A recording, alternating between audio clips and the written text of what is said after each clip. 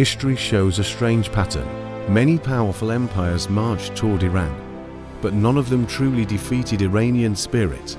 From ancient times to modern wars, invaders believed Iran would fall quickly, but they discovered something else: the resistance of the Iranian people.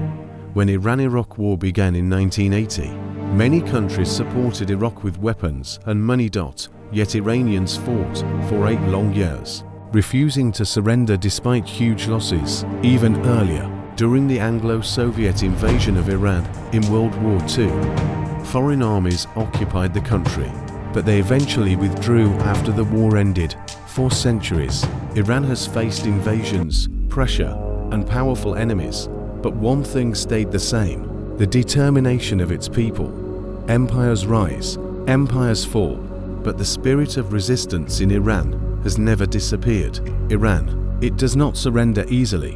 When the United States and Israel launched massive strikes in 2026, targeting military bases and strategic sites across Iran, many believed the country would collapse under pressure, but the response told a different story.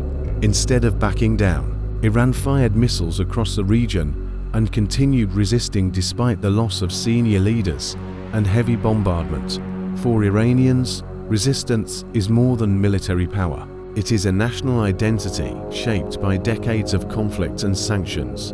From the mountains of Persia to the streets of Tehran, the message echoed: Iran will fight, endure, and survive. Supporters call it bravery.